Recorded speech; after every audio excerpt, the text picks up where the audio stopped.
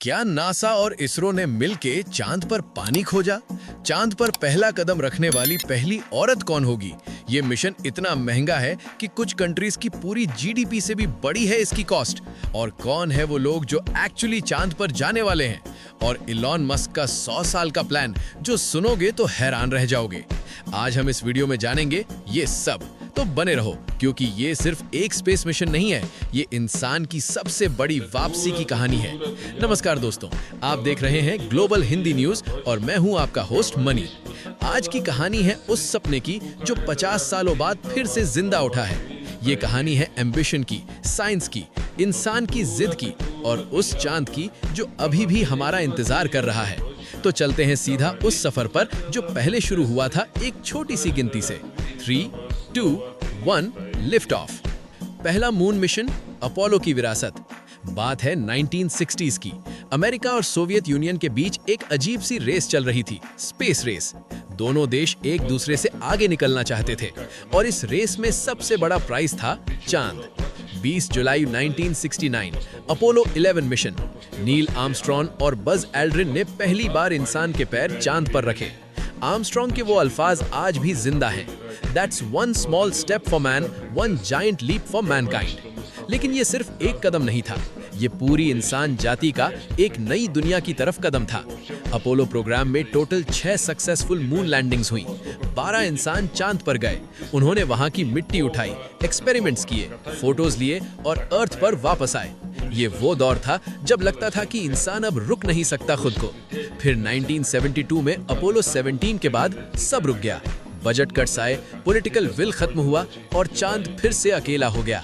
लेकिन साइंस कभी नहीं रुकती, क्यूरियोसिटी कभी नहीं मरती और 50 साल बाद एक नया प्रोग्राम जाग उठा, आर्टेमिस।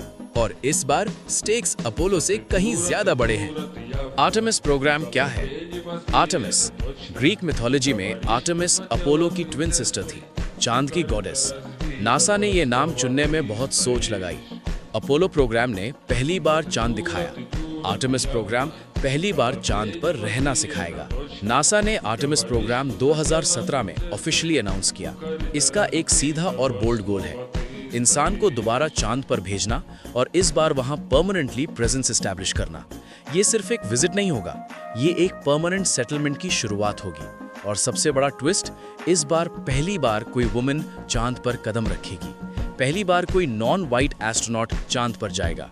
नासा और इसरो ने मिलकर किया चांद पर पानी की खोज। 2008 में इंडिया का चंद्रयान 1 मिशन लॉन्च हुआ। नासा ने इस मिशन पर अपना एक इंस्ट्रूमेंट दिया था जिसका नाम था मून मिनरलॉजी मैपर M3। ये एक स्पेशल सेंसर था जो मिनरल्स डिटेक्ट करता था। और जब चंद्रयान 1 ने चांद के साउथ पोल के क्रेटर स्कैन किए तो कुछ ऐसा मिला जो साइंटिस्ट्स भी एक्सपेक्ट नहीं कर रहे थे। वाटर आइस, बर्फ, चांद के अंधेरों में छुपे क्रेटर्स में। ये वो क्रेटर्स हैं जिन्हें परमानेंटली शैडोड रीजन्स कहते हैं। बिलियंस ऑफ सालों से इनमें सूरज की रोशनी नहीं गई। टेम्परेचर वहाँ -200 डिग्री सेल्सियस तक गिरता है और उस एक्सट्रीम ठंड में पानी बर्फ की शक्ल में प्रिजर्व्ड है। नासा और इसरो की ये जॉइंट डिस्कवरी एक गेम चेंजर थी। फिर 2023 में इंडिया के चंद्रयान 3 ने साउथ पोल पर सक्सेसफुली लैंडिंग की और प्रज्ञान रोवर ने सरफेस पर घूम के और डेटा कलेक्ट किया। ये पहला कंट्री था जो साउथ पोल पर लैंड कर पाया। अब सोचो ये बर्फ इतनी इंपॉर्टेंट क्यों है? पहली बात, पानी मतलब पीना, खाना उगाना, नहा धोना। एस्ट्रोनॉट्स को पानी अर्थ से नहीं ले जाना होगा। दूसरी और सबसे इंपॉर्टेंट बात, पानी को इलेक्ट्रोलिसिस से तोड़ के हाइड्रोजन और ऑक्सीजन मिलता है। हाइड्रोजन रॉकेट फ्यूल है, ऑक्सीजन ब्रीथ करने के लिए। मतलब चांद की ये बर्फ एक गैस स्टेशन बन सकती है। ये कॉन्सेप्ट इसको समझो। अगर आपको मुंबई से दिल्ली जाना हो तो आप पुणे में फ्यूल भर सकते हो बीच में। चांद वो पुणे है, मार्स वो दिल्ली है। साउथ पोल लैंडिंग क्यों है इतना खास? चांद के साउथ पोल पर जाना अपोलो की तरह इक्वेटोरियल रीजन पर जाने से बिल्कुल अलग चैलेंज है। टेरेन रफ है, कम्युनिकेशन ट्रिकी है, टेम्परेचर एक्सट्रीम्स है। लेकिन साउथ पोल में एक चीज और भी है, पीक्स ऑफ इटर्नल लाइट। ये कुछ पहाड़ियों की चोटियां हैं जहां सूरज की रोशनी लगभग हमेशा पड़ती रहती है। इमेजिन करो, एक तरफ बर्फ से पानी और फ्यूल, दूसरी तरफ सोलर पावर। चांद का साउथ पोल एक नेचुरल फैक्ट्री है फ्यूचर में स्पेस एक्सप्लोरेशन के लिए। नेचर ने खुद ही अरेंज किया हुआ है, इंसान को बस वहां पहुंचना है। टेक्नोलॉजी, आर्टेमिस का धड़कन। आर्टेमिस प्रोग्राम की रीढ़ है स्पेस लॉन्च सिस्टम, जिसे हम SLS कहते हैं। ये अभी तक का सबसे पावरफुल रॉकेट है जो नासा ने बनाया है, अपोलो के सैटर्न 5 से भी ज्यादा केपेबल। SLS के साथ एक स्पेसक्राफ्ट है, ओरायन। ये वो कैप्सूल है जिसमें एस्ट्रोनॉट्स बैठेंगे। ओरायन इस तरह डिजाइन किया गया है कि वो डीप स्पेस रेडिएशन को हैंडल कर सके, मून तक की लंबी यात्रा सरवाइव कर सके और सेफली अर्थ पर वापस आ सके। ओरायन के अंदर लाइफ सपोर्ट सिस्टम्स इतने एडवांस्ड हैं कि एस्ट्रोनॉट्स वीक्स तक स्पेस में रह सके। Water recycling, oxygen generation, temperature control, सब कुछ एक छोटी दुनिया की तरह काम करता है। फिर आता है गेटवे, एक स्पेस स्टेशन जो मून के ऑर्बिट में रहेगा। ये अपोलो से बिल्कुल अलग कॉन्सेप्ट है। गेटवे एक हब होगा, एक rest stop. Canada, Japan, Europe सब मिलके बना रहे हैं। स्पेसएक्स का रोल। 2021 में नासा ने एक बड़ा डिसीजन लिया।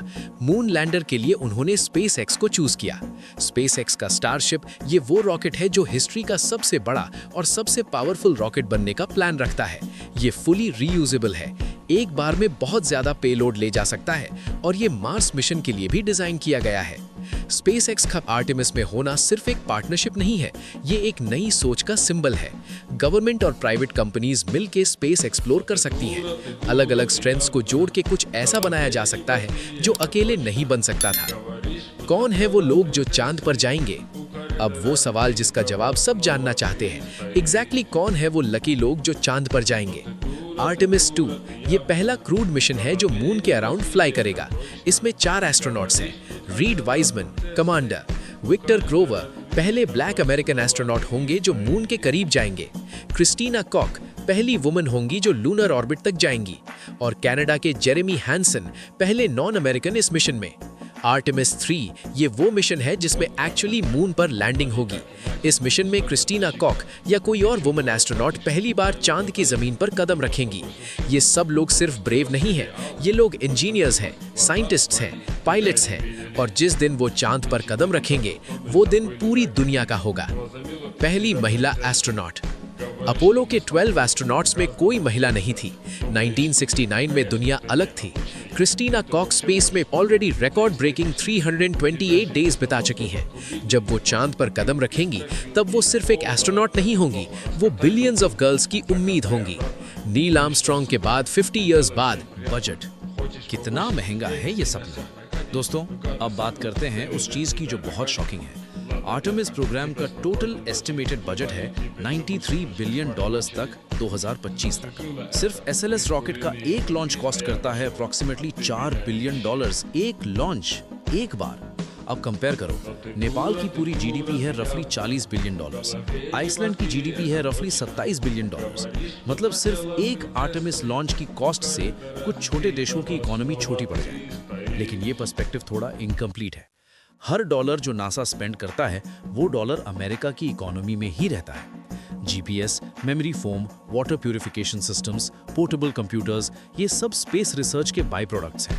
और लॉन्ग टर्म में अगर चांद पर वाटर आइस से फ्यूल बना सकें, अगर एस्टेरॉयड माइनिंग पॉसिबल हो, तो ये इन्वेस्टमेंट एक ऐसा रिटर्न देगी जो आज इमेजिन करना मुश्किल है।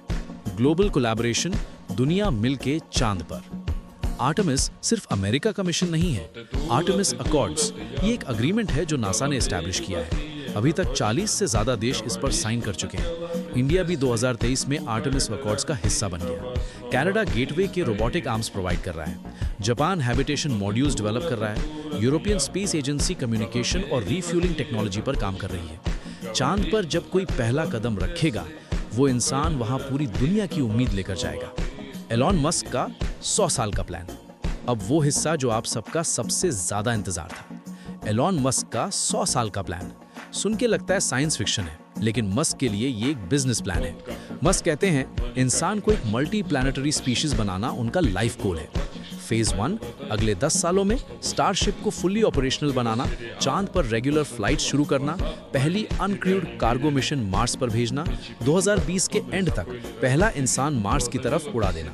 फेज 2 2030 से 2040 तक मार्स पर पहली परमानेंट ह्यूमन बेस, इनिशियली 100 लोग, फिर 1000, green house structures, oxygen generation, solar farms, Mars पर इंसान सर्वाइव करना सीखेंगे।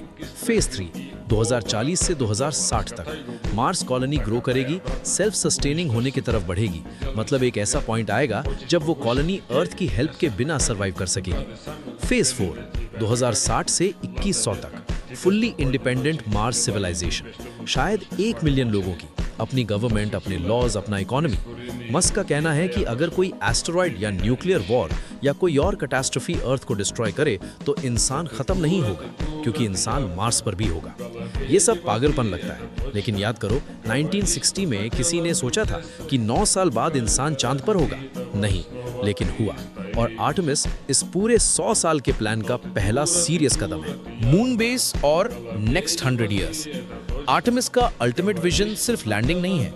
नासा और उसके पार्टनर्स चाहते हैं चांद पर एक परमानेंट बेस एस्टैब्लिश करना, सरफेस पर हैबिटेट्स, रोवर्स जो एक्सप्लोर करते रहें।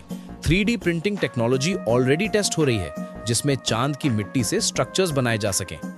आगे अगले 100 सालों में चांद पर permanent human settlements, asteroid mining, helium 3 चांद पर एक ऐसा एलिमेंट है जो अर्थ पर नहीं मिलता, न्यूक्लियर फ्यूजन के लिए आइडियल फ्यूल। अगर यह पॉसिबल हो जाए तो चांद अर्थ की एनर्जी नीड्स सेंचुरीज तक सॉल्व कर सकता है। फिर मार्स कॉलोनी, फिर शायद और आगे इंसान एक मल्टी प्लैनेटरी स्पीशीज बन सकता है। और ये क्यूरियोसिटी का, एक्सप्लोरेशन का और इंसान की उस अजल की भूख का नतीजा होगा जिसने उसे सीज क्रॉस करवाया, माउंटेन्स क्लाइंब करवाया और एक बार चांद तक पहुंचाया। आर्टेमिस वो फर्स्ट चैप्टर है इस किताब का, और किताब बहुत लंबी है, बहुत एक्साइटिंग है। Mars mission connection. मार्स, लाल प्लैनेट, 4 करोड़ से 40 करोड़ किलोमीटर दूर। चांद की बर्फ से हाइड्रोजन फ्यूल निकालो, वहां से स्टारशिप फ्यूल करो, फिर मार्स की तरफ उड़ो। चांद की ग्रेविटी अर्थ से 6 गुना कम है, तो वहां से उड़ा जाना अर्थ से कहीं आसान है। मार्स मिशन का टाइमलाइन रफ एस्टिमेट है 2040 डेकेड, लेकिन ये आर्टेमिस की सक्सेस पर डिपेंड करता है। अगर हम चांद पर सक्सेसफुली बेस बना लें तो मार्स पॉसिबल हो जाता है। तो दोस्तों, ये थी कहानी आर्टेमिस प्रोग्राम की। नासा और इसरो ने मिलके चांद पर पानी खोजा। पहली औरत चांद पर कदम रखने के लिए तैयार है। वो ब्रेव एस्ट्रोनॉट्स अपनी पूरी जिंदगी इस एक लम्हे के लिए ट्रेन कर रहे हैं। इलॉन मस्क एक पूरी सिविलाइजेशन बनाना चाहता है 100 सालों में, और ये सब उस एक छोटी सी डिस्कवरी से शुरू हुआ। चांद के अंधेरों में छुपा एक राज, पानी।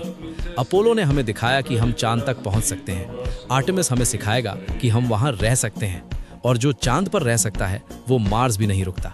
ये जर्नी अभी शुरू हो रही है और तुम इस हिस्टोरिक दौर के गवाह हो।